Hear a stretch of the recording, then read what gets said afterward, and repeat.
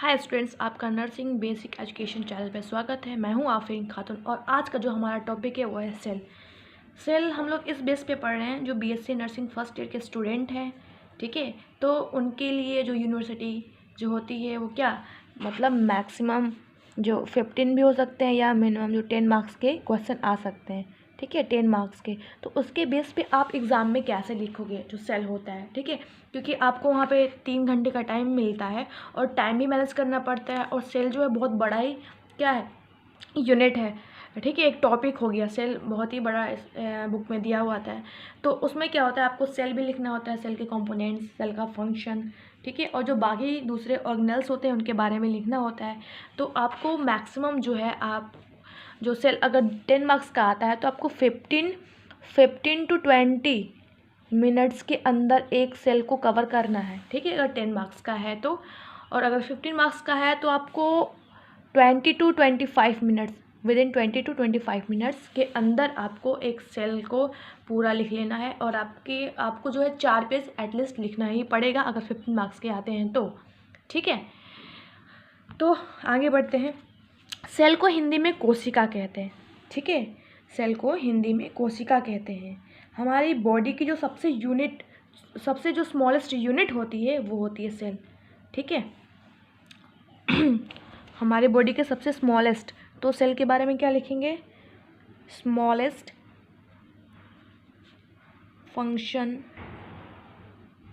Functional unit of life. ठीक है, unit of life या our body is called cell. ठीक है, तो आप ये डेफिनेशन लिख सकते हैं। फिर सेल जो वर्ड है इसको किसने रचा था, क्वाइन किया था किसने, क्वाइन मीन्स रचना, तो सेल वर्ड को क्वाइन रॉबर्ट हुक ने किया था। रॉबर्ट हुक ने किया था। जब पहली बार सेल का जो डिस्कवर हुआ रॉबर्ट हुक ने 1665 में किया। ठीक है, अब जो सेल का साइज है वो क्या होता है, वैरी करता है। ठीक है, मतलब बदलते रहता है अकॉर्डिंग टू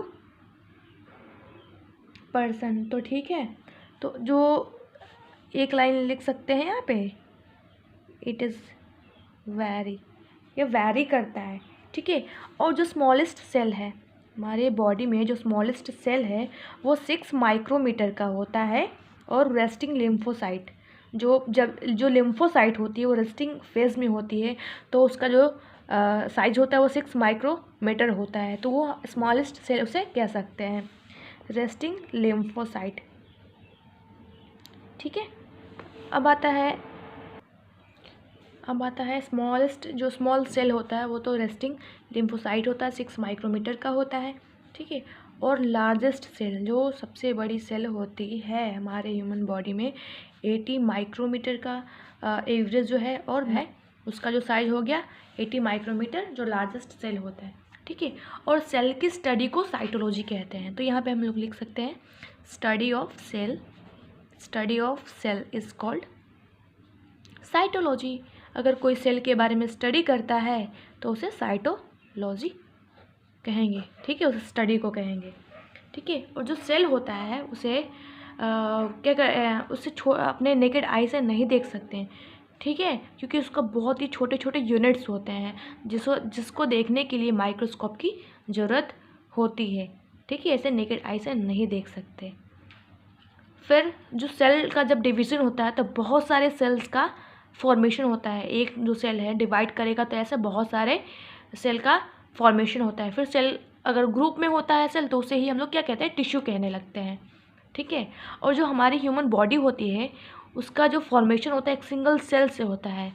ह्यूमन बॉडी का जो फॉर्मेशन होता है वो एक सिंगल सेल से होता है, जिसे जाइगोट कहते हैं। ठीक है, जाइगोट कहते हैं। ठीक है, जब जाइगोट क्या होता है, जब ओवा होता है या ओवम जो होता है अंडा, ठीक है, एग यहाँ पे लिख दे रहे हैं, और जो स्पर्म होता है दोनों जब कंजुगेट होते हैं तो जाइगोट का जब फर्टिलाइजेशन होता है तो जाइगोट का फॉर्मेशन होता है। ठीक है, उसके बाद इसमें हम लोग देख लेते हैं कि हाँ, जो सेल के टाइप्स होते हैं, तो जो सेल का जो टाइप्स है, ठीक है, यहाँ पे टाइप्स ऑफ सेल, तो जो सेल के टाइप्स होते हैं वो 2 होते हैं। ठीक है, कैरियोटिक और प्रोकैरियोटिक, ठीक है, प्रोकैरियोटिक। तो आपको इसमें ज़्यादा कुछ नहीं लिखना है। अगर आप इसको एक्सप्लेन करना चाहते हैं, अगर आपको पता है तो ही लिखेंगे, ठीक है। अदरवाइज आप एक एक इसमें पॉइंट लिख सकते हैं कि जो यूकैरियोटिक सेल होता है उसमें न्यूक्लियस प्रेजेंट, इसमें जो होता है न्यूक्लियस प्रेजेंट होता है, ठीक है। और प्रोकैरियोट में क्या होता है, जो न्यूक्लियस होता है वो एब्सेंट होता है, ठीक है। इतना आपको यहाँ पे लिखना पड़ेगा। और क्योंकि अलग से अगर क्वेश्चन आता है कि डिफरेंस बताओ कि यूकैरियोटिक और प्रोकैरियोटिक सेल में क्या डिफरेंस है, तो आप उसको लिख सकते हो अलग से। अगर खुद ही अपने आप में एक 10 मार्क्स का क्वेश्चन है तो उसमें आपको बहुत ज़्यादा लिखना पड़ेगा, तो आप इतना ही बस टाइप्स लिख के छोड़ दो और एक एक पॉइंट इसमें बताना पड़ेगा कि एक सेल के अंदर क्या क्या होता है, मीन सेल के क्या कौन कौन से कंपोनेंट होते हैं। तो एक सेल के अंदर क्या होता है, प्लाज्मा मेम्ब्रेन होता है जिसे सेल मेम्ब्रेन भी कहते हैं, ठीक है। न्यूक्लियस होता है और साइटोप्लाज्म होता है, ठीक है। ये जो 3 मेन कंपोनेंट होते हैं, इनके अलावा बहुत सारे ऑर्गेनेल्स भी होते हैं, ठीक है। और साइटोप्लाज्म के अलावा दूसरे भी ऑर्गेनेल्स होते हैं, ठीक है। तो मेन कंपोनेंट्स क्या क्या होते हैं, तो पहला लिख लेते हैं, प्लाज्मा मेम्ब्रेन होता है, ठीक है। जो प्लाज्मा मेम्ब्रेन होता है वो आउटर कवर होता है, जो सेल होते हैं उसे कवर किए रहते हैं बाहर से, प्लाज्मा मेम्ब्रेन, ठीक है। और क्या, न्यूक्लियस, साइटोप्लाज्म जो लिक्विड फॉर्म में होता है, और ये क्या हो गया, और दूसरे भी बहुत सारे ऑर्गेनेल्स भी होते हैं, ठीक है। इतना ठीक क्लियर हुआ। अब यहाँ पे एक सेल का डायग्राम देख लेते हैं जो मैंने पहले से ही बना के रखा था। ये हमारा पूरा सेल हुआ, ठीक है। तो सेल का जो आउटर लेयर होता है वो प्लाज्मा मेम्ब्रेन होता है, ठीक है। और इसका जो ग्रीन वाला पार्ट देख रहे हैं ये पूरा साइटोप्लाज्म है, ये जिसे हम लोग, ये फ्लूइड फॉर्म में होता है जिसे साइटोसोल कहते हैं, ठीक है। और ये हमारा मेन न्यूक्लियस हुआ। तो 3 चीज़ हम लोगों ने देखा कि प्लाज्मा मेम्ब्रेन, न्यूक्लियस और साइटोप्लाज्म। ये हमारा हुआ प्लाज्मा मेम्ब्रेन जो आउटर लेयर होता है, और ये न्यूक्लियस हुआ, और ये जो ग्रीन वाला पोर्शन है, ठीक है, इसे साइटोसोल कहते हैं, ठीक। इतना क्लियर हुआ। और जो ये ऑर्गेनेल्स मैंने लिखा ये सारे क्या हैं, बाकी ये ठीक है, ये वाला और ये सारे क्या है, ऑर्गेनेल्स हैं। तो ये जो आप देख रहे हैं ये स्मूथ एंडोप्लाज्मिक रेटिकुलम है। फिर सेंट्रोसोम, सेंट्रियोल्स होते हैं, ठीक है। अब ये देख लो, न्यूक्लियस में न्यूक्लियर एनवलप होता है जो न्यूक्लियर को कवर किए रहता है, ठीक है, या न्यूक्लियर मेम्ब्रेन भी कह सकते हैं। और इसके बीच में क्या होता है, न्यूक्लियोलस होता है, और इसके अंदर क्या कहते हैं, हाँ, न्यूक्लियोलस होता है बीच में। और ये छोटा छोटा जो पोर्शन देख रहे हैं आप, राइबोसोम होता है, माइटोकॉन्ड्रिया होता है, लाइसोसोम होता है जिसे सुसाइडल बैग कहते हैं, और माइटोकॉन्ड्रिया को power house of the cell कहते हैं, ठीक है। अब आता है गोल्जी अपरेटस। ये जो देख रहे हैं गोल्जी अपरेटस जो होते हैं 6 से 7 इसके लेयर्स होते हैं।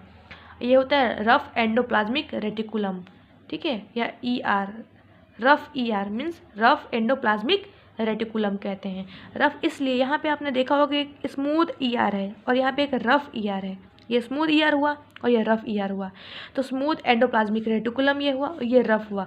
रफ इसलिए हुआ क्योंकि जो आप छोटे छोटे ब्लैक पॉइंट देख रहे हैं ये क्या होते हैं, राइबोसोम होते हैं, जो क्या होते हैं, एंडोप्लाज्मिक रेटिकुलम से अटैच्ड होते हैं, जिसकी वजह से रफ एंडोप्लाज्मिक रेटिकुलम कहते हैं, ठीक है। अब हमारा पहला क्या था, प्लाज्मा मेम्ब्रेन, न्यूक्लियस, साइटोप्लाज्म और ऑर्गेनेल्स, ठीक है। तो अब हमारा पहला है, पढ़ेंगे हम लोग